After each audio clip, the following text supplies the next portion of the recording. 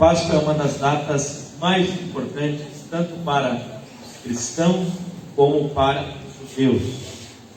E o animal símbolo dessa festa é cordeiro, claro. Quando o povo de Israel estava escravizado lá no Egito, Deus levantou então Moisés para libertar esse povo da escravidão e conduzir esse povo até a terra prometida. E para isso, para quebrar a dureza do coração daquele povo, Deus envia 10 pragas.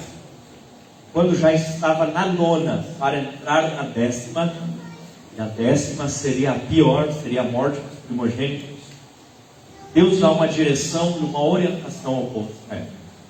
Eles deveriam tomar um cordeiro e sacrificar um cordeiro para cada família. E assim, juntos, aquele cordeiro seria sacrificado ao Senhor, mas quem comeria do cordeiro seria a família. Seria a família. E assim então, se a família fosse pequena e não desse para comer todo o cordeiro, então eles tomariam outras pessoas e convidariam para fazer parte, para estar junto naquela celebração. Mas tem um detalhe muito interessante, que é aqui que eu queria entrar. Eles não apenas matavam o cordeiro em sacrifício ao Senhor, comiam daquela carne. Sabe o que acontecia? Eles pegaram naquele dia o sangue daquele cordeiro e colocaram nos umbrais das portas.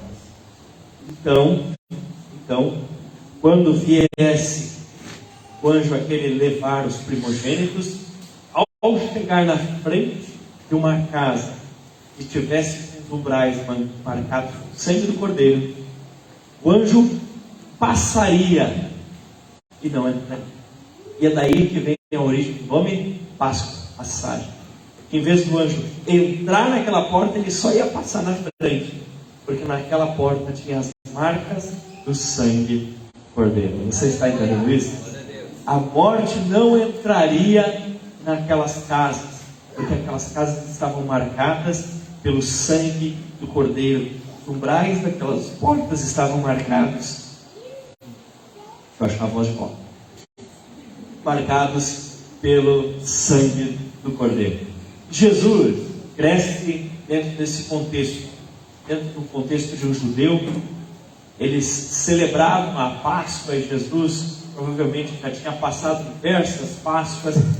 E é interessante que, se por um lado, sua profissão como carpinteiro, ele lidava com madeira, que seria instrumento depois da sua crucificação, por outro lado, como judeu, toda Páscoa ele via as pessoas matando o cordeiro, sabendo que aquele cordeiro era um símbolo dele mesmo, que um dia morreria. Uau! Você já parou para pensar nisso? Cada vez que Jesus estava lá na festa da Páscoa, cada vez que eles imolavam o cordeiro para aquela festa, Jesus sabia que aquele cordeiro que estava morrendo era um símbolo do que ele mesmo precisava passar. Dito isso, quero falar para vocês um pouco sobre uma sexta-feira que caiu na quinta. Como assim, pastor? Sim, uma sexta-feira que caiu na quinta. Quinta-feira, Jesus reúne com seus discípulos, eles preparam aquela ceia, aquele lugar maravilhoso. E aí você pergunta, como assim na quinta-feira, pastor? Sim, na quinta. Para nós na quinta, porque para os judeus, a sexta-feira começava no entardecer da nossa quinta. Então, a tal que nós chamamos a sexta-feira santa, né, para eles começava na quinta ao entardecer. Então Jesus comemorou a Páscoa quando? Na quinta de tarde, na quinta de noite. E para eles já começava. Então passava das 18 horas dali para frente, entardecia, o sol se punha, eles já entendiam que eles estavam na sexta, na Páscoa. E para nós era recém quinta. Por isso essa é uma sexta-feira que caiu na quinta. E eles então começam a se reunir para essa celebração. Desde o começo do mundo era assim. Afinal de contas, você vai ler Gênesis e diz: houve tarde e manhã. Então eles sempre começavam o dia quando entardecia o dia anterior. Então por isso a Bíblia diz: houve tarde e manhã, o primeiro dia. Então Jesus reúne aqueles 12 e celebra com eles a ceia, e nós vamos celebrar assim. Ele lava os pés daqueles seus discípulos e ele inicia um discurso que você vai ter na sua Bíblia, de João 13 até João 17. Você está curioso, você quer saber, mas afinal de contas, o que Jesus conversou com os seus discípulos na Páscoa? Como foi? O que ele disse? Abra a sua Bíblia em João 13 e leia até João 17 e você vai saber o que Jesus conversou nesse dia, como foi que isso aconteceu. Mas nessa noite, em que Jesus chamou para eles para a mesa da ceia, Judas participou disso de uma forma indigna. O coração de Judas, ele estava premeditando para cometer o pecado. Ele estava comendo a ceia de Deus, mas no seu coração ele já tinha decidido a traição que ele iria fazer. Judas não estava arrependido. Diz a palavra em João 13, 27. João 13, 27. Tão logo Judas comeu o pão, Satanás entrou nele. Coisa triste. Que coisa triste. Nos adverte o apóstolo Paulo quando fala da Santa Ceia, dizendo que nós não devemos fazer isso de forma indigna. Judas, quando vai participar da ceia junto com Jesus, ele estava participando, mas só com os pezinhos coçando já, para chamar o pessoal que queria capturar Jesus. Você está entendendo? Então Judas vai participar da Santa Ceia com o pecado premeditado no coração. É a mesma coisa na ceia, queridos. Se você está pensando só acabar o culto para sair pecando por aí, nem participe da ceia. Mas eu te digo melhor, arrependa-se, peça perdão e mude de ideia. O Judas estava com coceirinha no pé, só esperando Jesus dar o pão para ele para sair pecando. E o que aconteceu? Quando ele tomou daquele pão que Jesus molhou no cálice, diz que Satanás entrou nele. Satanás. Eu não me lembro de outra ocasião que diga Satanás entrou nele. Eu lembro de demônios entrando. Mas ele foi para a Santa Ceia com a mente dele fixada no pecado, obstinada no pecado. Tanto que Jesus ainda diz a ele: amigo, amigo. Mas ele estava obstinado naquilo que ele foi fazer. E Jesus, mesmo estando em forma humana, ele começa a enfrentar o mais alto nível de batalha espiritual. Por quê? O próprio Satanás. Meu querido, se você acha que sabe o que é tentação, você não sabe o que Jesus passou. Porque se algum demôniozinho vai tentar te infernizar, eu duvido que seja o Lúcifer em pessoa. Mas para Jesus, o próprio diabo e os piores demônios do inferno queriam atormentá-lo, e ele entra em Judas para isso. Enquanto isso tudo transcorria, Pedro, que deveria ser o braço direito de Jesus, Pedro que deveria ser aquele que o apoiaria, Jesus precisa avisar o Pedro. Ele diz em Mateus 26, 34: asseguro que ainda essa noite, antes que o galo cante, você me negará 3 vezes. Então Jesus está ali com seus discípulos, Jesus lhe lava os pés, Jesus prega para eles João 13 até João 17, Jesus está mostrando para eles: olha, a Páscoa não é para comer em família. Ei, meus discípulos, vocês são a minha família. Olha que profundo. E no meio desse momento lindo, desse momento maravilhoso, Jesus vai lavar o pé, e daí Pedro não quer, e daí Jesus insiste com ele, e daí ele diz: me lava toda, aquela coisa arada. No meio de tudo isso, ele molha o pão e dá um discípulo. Esse discípulo mantém o seu coração inclinado ao pecado, Satanás entra ele e ele sai. Por outro discípulo, que devia ser o braço direito, Jesus diz para ele: olha, antes que o galo cantar, você vai me negar 3 vezes. Não, jamais, eu nunca vou fazer isso, eu nunca vou te negar. Olha o que Jesus está passando. Jesus sabia que estava chegando a sua hora. Ele sabia que estava chegando o seu momento de agonia. Ele sabia que estava chegando o seu momento de cruz. E aí ele faz algo surpreendente. Marcos 14, 26. Depois de terem cantado um hino, saíram para o Monte das Oliveiras. no meio da tribulação. Meu querido, se você soubesse que você ia apanhar naquela noite e logo em seguida ia ser assassinado, você ia ficar cantando louvor? E se você fosse cantar louvor, qual louvor você cantaria? Talvez Jesus puxou um rude cruz e erigiu? Sei lá. Mas ele cantou um hino. Porque para Jesus, todo ato deveria ser um ato de adoração. Jesus louva. Essa é a mensagem que ele deixa para nós. Você, na hora da adversidade, na hora da angústia, louve ao Senhor. Inicia-se então uma noite de agonia. No Getsêmani, que significa o lugar da prensa, o lugar onde o azeite era prensado, Jesus precisa se dedicar à oração, porque ele sabia que a coisa não seria fácil. Ele chama seus fiéis escudeiros, Pedro, Tiago e João. Imagine você chamando seus homens de confiança, suas mulheres de confiança. Imagine você chamando seus melhores amigos. Imagine você chamando aquelas pessoas que dizem: eu estou contigo, não abro mão, estou contigo. Aquelas pessoas mais próximas, mais profundas, unha e carne, aqueles que deveriam ser a tropa de elite de Jesus. Pedro, Tiago e João. Vamos orar, vamos orar, vamos. Jesus vai orar. Talvez o momento mais importante da história que uma oração deveria ser feita.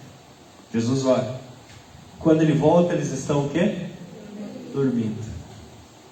Jesus os adverte: como assim vocês não conseguem orar nem por uma hora? Eu fico pensando, e se Jesus advertiu eles naquele fatídico dia de que deveriam orar pelo menos uma hora por dia, pelo menos uma hora, o que resta para nós? Será que não deveríamos fazer isso também? Jesus os adverte: vocês não conseguem orar nem uma hora. Jesus vai orar, estão dormindo. Jesus vai orar de novo, estão dormindo de novo.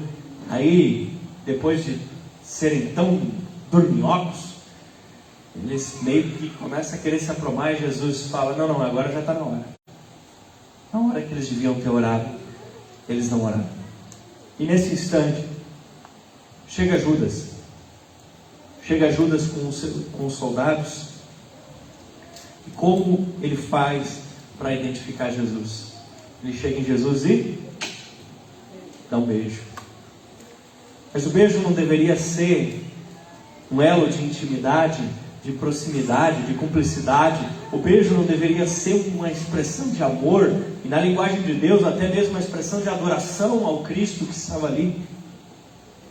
Pois aquilo foi só maquiado para que a traição acontecesse. Jesus ali é traído por um beijo, não por um soco, não por um tapa, mas Judas, aquele que com ele tinha andado mais de 3 anos. Judas, cujo nome, uma das possíveis traduções, é louvor. E o beijo que ele dá não foi um beijo de louvor, foi um beijo de traição. Jesus, agora naquele momento, ele não se escondeu, ele não fugiu, ele se entregou. Porém, quando eles perguntam quem é, Jesus deixa escapar um vislumbre da sua divindade. E nos diz em João 18, 5 e 6. João 18, 5 e 6. Aqui buscais a Jesus de Nazaré, responderam eles. Sou eu, disse Jesus. Quando Jesus disse, sou eu, eles recuaram, caíram por terra. Porque quando Jesus diz, sou eu, ele está dizendo o quê? Eu sou. Eu sou é nome próprio de quem? De Deus. Aquele eu sou, o que sou, que lá atrás Abraão ouviu. O eu sou, o grande eu sou. Quando eles perguntam, quem de vocês é Jesus? Ele diz, eu sou. Aquele monte de soldados caem no chão. Jesus deixa escapar uma faísca da sua divindade. Eu sou. Puf, eles caem. E eu fico imaginando como que esse testemunho não foi o suficiente para aqueles soldados saírem correndo. Alguém que fala 2 palavras e derruba você no chão. Como aqueles soldados não fugiram, como Judas ali não se arrependeu, como Pedro ali não se firmou. O que faltava? Porque às vezes é assim.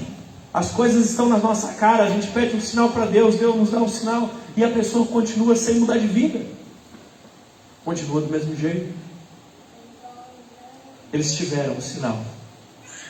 No meio desse vulco-vulco dos soldados tentando pegar Jesus, Pedro recorre àquilo que ele bem sabia fazer. O que Pedro sabia fazer? Brigar. Pedro, imbuído de sentimentos carnais, humanos, Pedro tenta resolver a coisa do jeito natural. Como é o jeito natural? A lei do mais forte. Pedro puxa a espada e diz em João 18:10: Simão Pedro, que trazia uma espada, olha, o pessoal andava armado, tirou e feriu o servo do sumo sacerdote, decepando-lhe a orelha direita. O nome daquele servo era Mal. Jesus ensina para ele que quem vive para brigar, acaba morrendo brigando. Quem com a espada fere, com a espada será ferido. Jesus mostra para ele que a briga não é o que resolve as coisas. Ele diz em Mateus 26:52: guarde a espada, pois todos que empunham a espada, pela espada morrerão. Jesus estava mudando o ringue de lugar. Estava tirando da terra e mostrando que a verdadeira briga que importa é no mundo espiritual. Na verdade, não mudando, estava abrindo os olhos dele. Meu querido, minha querida, escute. A verdadeira briga que você tem que brigar não é contra carne e sangue. A verdadeira luta, a verdadeira disputa, ela não é nesse mundo natural. Se você precisa brigar com alguém, vá brigar em oração contra as forças das trevas. Amém? Jesus mostra para Pedro, não é desse jeito que nós vamos vencer. Pedro, não é desse jeito. Jesus sabia que ele poderia a qualquer instante chamar milhares e milhares de anjos, e os anjos o salvariam, ele mesmo poderia sair dali. Mas ele decidiu enfrentar aquilo. Queria abrir os olhos deles. O processo de transformação daquela vara verde, que é o que significa Simão, para se transformar numa pedra, que é o que significa Pedro, ainda não estava concluído. Quando surgem os primeiros ventos das adversidades, Pedro volta a balançar igual vara verde. Pedro ainda não havia se consolidado naquela rocha que o Senhor havia chamado ele para ser. Mateus 26:74 diz: aí ele começou a amaldiçoar e jurar, dizendo: eu não conheço esse homem. E imediatamente o galo cantou. Aquele que devia ser o lenitivo do sofrimento de Cristo acaba se tornando um agravante. Aquele que deveria ser a pessoa que daria um conforto para Jesus, quando Jesus é levado de um julgamento para outro julgamento, chicotes nas costas, coroas de espinhos, e Jesus apanha e caçoam dele. Quando tudo isso acontece com Jesus, o que se esperava? Que lá estivesse Pedro. Você não esperaria que estivesse lá o seu amigo, o seu discípulo, aquela pessoa que disse assim, ele disse para Jesus: ainda que todos te neguem, te traiam, te deixem, eu jamais te deixarei. E esse cara, quando Jesus está lá apanhando, quando Jesus está lá sendo julgado, quando eles estão lá caçoando Jesus, eles perguntam: ei, você não é um deles? Pedro diz: não, nunca vi esse homem. Quem é esse mesmo? Como é o nome dele? Perguntam de novo: não, mas você é um deles sim. Olha o teu jeito de falar, é parecido com eles. Não, não, certo, sei lá, talvez ele nasceu na mesma região que eu. E perguntam de novo. E quando perguntam para Pedro pela terceira vez, ele começa a rogar praga. Se fosse no contexto de hoje, eu ia dizer que ele começou a contar palavrão, dizer palavrão. Jamais, eu não sei, começou a praguejar e falar um monte de bobagem. Naquele instante, o galo canta. Então que era para estar perto, o trai um beijo. Aquele que recebeu o nome de louvor, Judas, aquele que deveria conduzir a adoração, conduz a traição. E aquele que já deveria ser Pedro, uma rocha sólida para apoiar Cristo naquele momento, ainda era Simão, ainda era uma vara verde balançando no meio dos ventos da adversidade. Quando a coisa aperta, ela revela muita coisa que está nos nossos corações. Mesmo assim, Jesus, esse grande pastor, esse sumo pastor, ele consegue ainda ensinar alguma coisa para Pedro no meio disso tudo. Diz em Lucas 22, 61. O Senhor voltou-se e olhou diretamente para Pedro. Então Pedro se lembrou da palavra que o Senhor tinha dito: antes que o galho cante hoje, você me negará 3 vezes. No meio disso tudo, Jesus consegue olhar nos olhos de Pedro, consegue olhar diretamente para Pedro. Pedro lá praguejando, dizendo que nunca viu. Jesus, encarador da rejeição. Jesus é rejeitado. Pedro prefere mentir, Pedro prefere invocar pragas do que admitir que ele conhecia Jesus. E ali Jesus consegue olhar para ele, e Jesus consegue olhar para ele com uma maneira que Pedro é invadido por esse amor, e arrependimento é gerado no seu coração. Em outras palavras, era como se Jesus estivesse dizendo para ele: você não está aqui para mim, mas eu sempre estou aqui para você. Quantas vezes não foi assim contigo? Quantas vezes você sabia que precisava estar ali para Cristo e não estava? E hoje Jesus olha nos seus olhos e diz: você não estava aqui para mim, mas eu sempre estive aqui para você. Em vez de estar preocupado com os açoites, em vez de estar preocupado com o deboche, ele estava preocupado com Pedro, com a restauração de vida de Pedro. Terceira coisa que eu quero lhe dizer é: Judas vai costurar e Pedro vai pescar. Pastor, de onde você tirou que Judas foi costurar? Te acalma. Pedro, depois disso, sai e chora amargamente. Pedro vai e chora aquele choro doído, aquele choro azedo. Ele chora. Judas, quando viu que a sua provocação não tinha dado certo, porque o que Judas provavelmente imaginava? Eu vou lá, vou cutucar Jesus, eu sei que ele é o Messias. Quando eu cutucar ele, quando vier os soldados, o que ele vai fazer? Vai puxar uma espada, vai se declarar rei e vai marchar junto conosco contra os romanos. E nós vamos dar um golpe de Estado, Israel vai ser independente. É isso que é o Messias. E quando Judas percebe que o que ele fez não estava dando golpe de Estado, quando ele percebe que Jesus não estava se declarando rei pela força da espada, Judas diz: meu plano deu errado, eu traí um cara inocente. Eu achei que eu ia fazer alguma coisa para ajudar, no final das contas eu atrapalhei. E Judas então corre até o templo. Judas pega as moedas, as 30 moedas pelas quais tinha vendido Jesus, e ele chega no templo para os religiosos e fala: ei, eu quero desfazer um negócio. Aquele homem é inocente, ele não é culpado. Eu pequei, toma aqui o dinheiro de volta. E eles dizem: o que a gente tem a ver com isso? Tu pecou, o problema é teu. Para o consolo da religião, o problema é teu, te viram.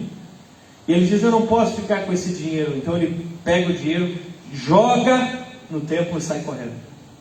O pessoal diz assim: agora o que a gente vai fazer com esse dinheiro? Porque é preço de sangue, a gente não pode colocar nas ofertas. Já sei, vamos comprar um terreno para fazer um cemitério. Olha a preocupação deles. Eles não estavam preocupados que o Messias tinha sido vendido, eles não estavam preocupados que eles pagaram para entregar um homem que seria morto. Eles estavam preocupados que colocar aquela moeda na caixa de oferta ia ser um problema. A religião, ela cria muitos sistemas quadrados que afastam do relacionamento com o Cristo.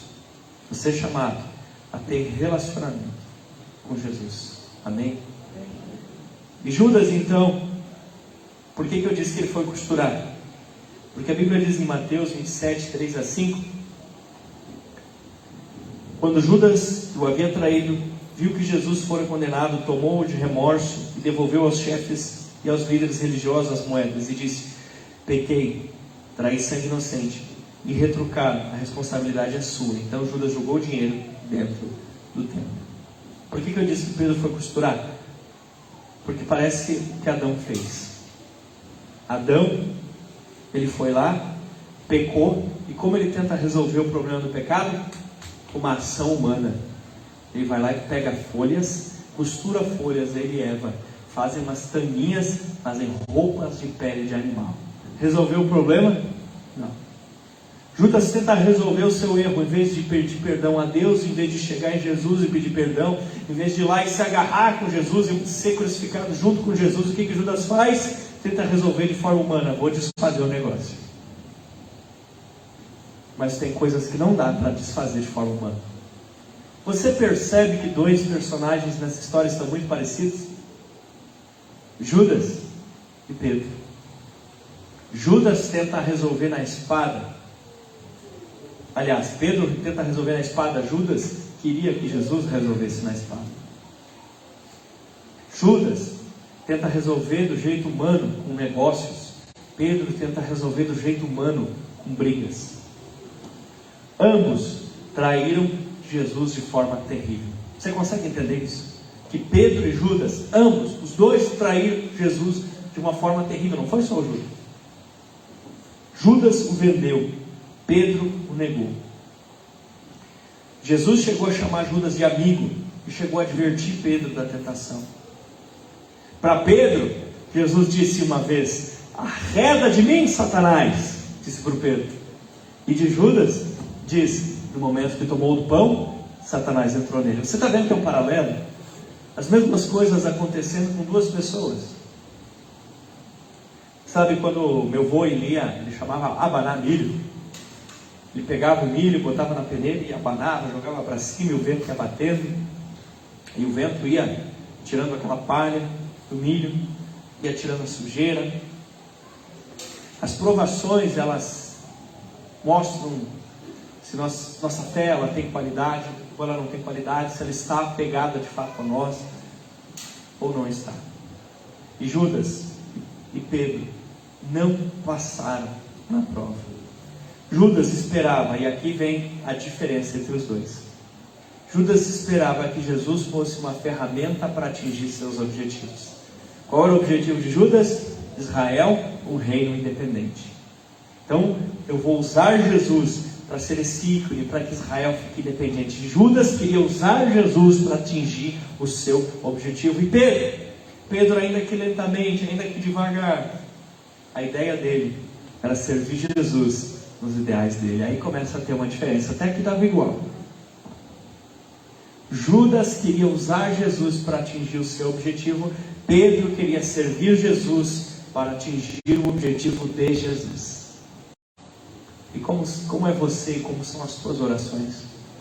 Quer ver que muitas vezes as nossas orações se parecem mais com a oração de Judas do que com a de Pedro? Você muitas vezes não ora e não clama e pede ajuda para você, para as suas coisas. Não é verdade? Os seus problemas, as suas situações, o que você quer fazer, aonde você quer trabalhar, aonde você quer estudar, com quem você quer namorar, me tira essa doença, me livra dessa situação. Boa parte das nossas orações, a gente está com uma expectativa de que Jesus atenda o nosso objetivo. Mas quantas vezes nós estamos com a disposição de nós servirmos para atingir o objetivo de Cristo? Da salvação de vidas sendo transformadas. Nós mesmos sendo transformados. Como você se relaciona com Jesus, com a fé, com a igreja? Judas usava Jesus para atingir o objetivo dele. Quando você vem na igreja, é para atingir o teu objetivo ou o objetivo de Cristo? Quando você vai na cela, você quer atingir o seu objetivo ou o objetivo de Cristo? Quando você faz sua oração, é o seu objetivo ou o objetivo de Cristo? Entenda? Que talvez muitos cristãos de hoje em dia sejam semelhantes ao modus operandi de Judas, que queria usar Cristo para chegar num certo lugar. Mas você não usa Cristo para chegar num certo lugar. Ele é o caminho pelo qual nós vamos ao Pai. Você não usa Ele para chegar nos seus próprios objetivos. Não, Ele é um caminho que leva a um lugar, ao Pai. Ao Pai. Amém? Meu Deus. Lucas 22, 31 e 32 diz: Simão, Simão, Satanás pediu vocês para peneirá-los como trigo, mas eu orei por você, para que a sua fé não desfaleça, e quando você se converter, fortaleça os seus irmãos. Jesus sabia que Pedro ia errar o alvo, mas ele sabia que Pedro ia voltar. E aí que está a grande diferença. Existem dois tipos de tristeza. E Mateus 27:3 diz que Judas estava cheio de remorso. Judas estava cheio de uma tristeza segundo o mundo. Judas estava com aquela dor porque algo tinha dado errado. Judas estava com aquela tristeza porque o seu pecado teria consequências. Judas não estava arrependido, desejando mudar de vida. Viu a diferença? E o que muitas vezes nós como cristãos experimentamos não é arrependimento, é só um remorso. Olha a diferença. O arrependimento, o primeiro sinal, é que você quer se resolver com Deus. Você sabe que errou diante de Deus, você está com vergonha de ter errado diante de Deus, você quer que o Senhor te perdoe, e a relação de vocês fique desanuviada, que a relação de vocês volte a ser boa. O remorso é assim: poxa vida, agora eu vou me lascar porque eu pequei. Entendeu? Ai, eu tenho que dar um jeito de pedir perdão porque essas coisas estão dando errado por causa do meu pecado. É só uma dor pela consequência do erro. Não é um desejo de transformação. E eu achei muito interessante, quando fala de Judas, de Pedro, fala dessa situação, desse texto que eu vou ler de 2 Coríntios 7:9. Coloca Pedro ligado à palavra metanoia, palavra mudança, transformação, arrependimento. E a Bíblia diz, em 2 Coríntios 7:9, a tristeza segundo Deus produz um arrependimento que leva à salvação, e não ao remorso. Mas a tristeza segundo o mundo produz a morte. A tristeza segundo Deus te leva à metanoia. A tristeza segundo o mundo te puxa para baixo. Querido, nós precisamos identificar quais dos dois tipos de tristeza estamos tendo. Se você está sentindo a tristeza segundo o mundo, como essa tristeza trabalha? Essa tristeza trabalha fazendo com que você não queira estar junto com os irmãos, fazendo com que você não queira orar, fazendo com que você não queira a Bíblia, fazendo com que você queira se afastar de tudo que envolve Deus. Essa tristeza segundo o mundo, ela quer afastar você, te levar para longe de Deus. Se você estiver sentindo isso, repreenda, que isso não vem de Deus. Repreenda. Agora, a tristeza segundo Deus trabalha diferente. A tristeza segundo Deus é aquela que diz assim: é agora, eu não estou legal, é agora que eu mais preciso do culto. É agora que eu mais preciso que alguém ore por mim. Eu preciso ir para algum lugar que tenha oração. Eu preciso da palavra de Deus. Eu preciso abrir a Bíblia, ela me dá uns tapas. Eu vou ler justo naqueles textos que fala do tipo de erro que eu fiz, e ela vai me tapear. É isso que eu quero.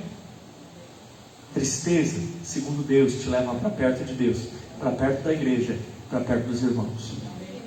A tristeza segundo o mundo, ela só te gera dor pelas consequências do que deu errado. Você tem se arrependido ou você tem sentido remorso?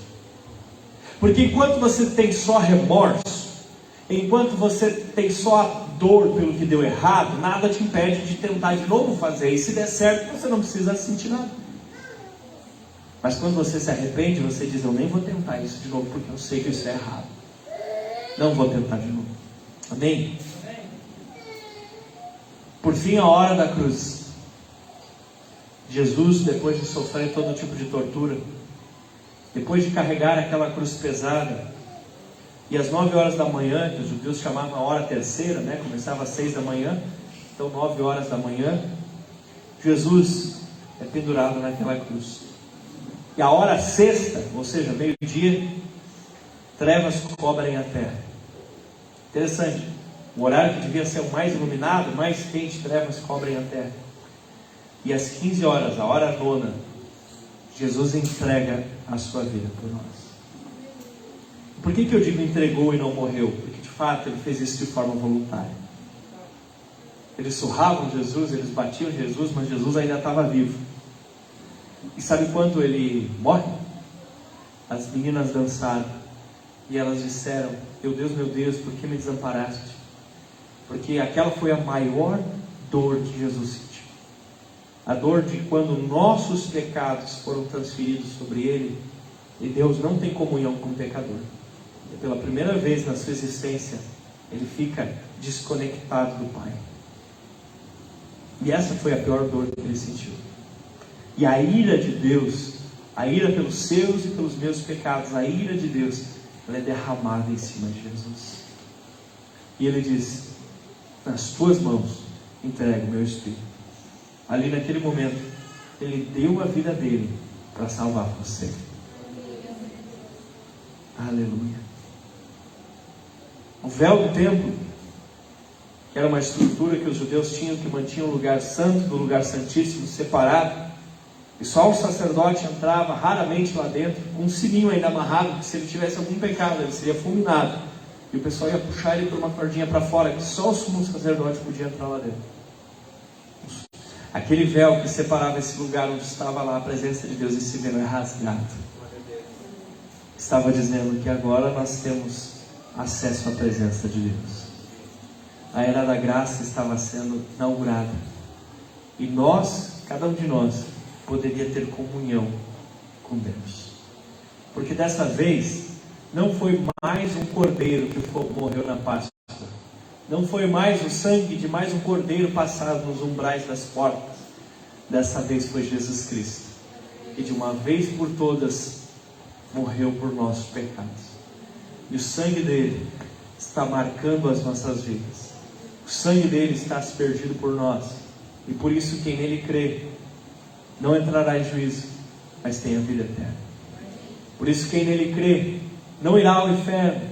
Quem nele crê, ainda que morra, viverá, porque Jesus deu a sua vida por nós.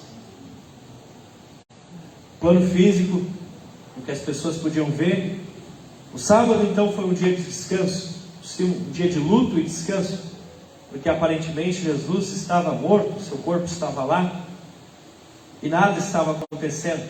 Mas, se você quer saber o que estava acontecendo, venha no curso de escatologia que teremos no final do ano, e eu vou te contar o que Jesus fez no sábado, enquanto seu corpo estava ali morto. Bem, a questão é que no final das contas, no domingo, o túmulo estava vazio.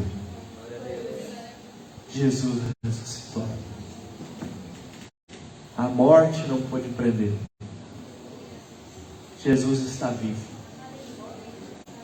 Diferente de qualquer outra religião, nós sabemos que Jesus está vivo, que Ele ressuscitou dentre as mortas, e Ele apareceu a diversas testemunhas. Ele já havia ressuscitado, mas ainda não havia sido glorificado. E por último então, Ele sobe, Ele é assunto aos céus e senta à direita de Deus, o Pai. O corpo físico de Jesus ali ressuscitado sobe, mas Ele deixa uma família, e Ele chama essa família a participar de uma mesa. Essa família é a igreja de Jesus. Está consumado, meu irmão. Jesus está vivo. O túmulo está vazio. O Espírito Santo foi derramado. Hoje nós somos convidados a participar da ceia do Senhor. E durante a ceia do Senhor, nós devemos participar como Pedro e não como Judas. Pedro, aquele homem que ainda tinha várias imperfeições. Pedro, aquele homem que estava tentando, mas ainda não tinha conseguido mudar tudo. Pedro, aquele cara que queria lá.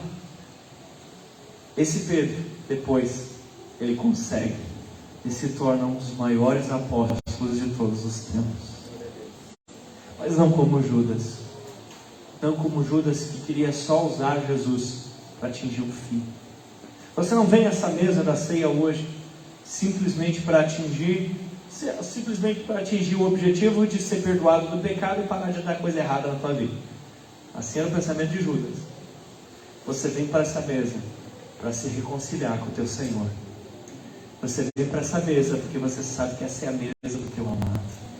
Essa é a diferença. Eu quero perguntar para você: como você se aproxima hoje do Senhor? Você louvou hoje. Você conduziu louvor a Deus. Judas também louvava. Mas quão profundo foi isso que você fez? Naquele dia, Judas tomou daquela ceia de uma forma indigna, porque o mal já estava premeditado no coração. O resultado? Satanás entrou nele. E o que o apóstolo Paulo nos disse? Que sim, isso pode ser uma maldição para nós, se nós tomarmos de forma indigna. Hoje é domingo de Páscoa. E eu quero convidar você que de fato, você decida mudar de vida. Eu quero convidar você que de fato, você entenda que Jesus é mais do que um meio para atingir seus objetivos. Ele é Senhor, Ele é Salvador, Ele é amigo. E você deve servir ao propósito dEle, não Ele ao seu. Você entenda que o pedir perdão é mais do que tira isso de mim, e está mais para que eu volte a ter relação contigo. Amém? Eu quero convidar você, feche os teus olhos, se coloque de pé. Você fecha os olhos para que nada te distraia. Você fica de pé para que o sono não te pegue.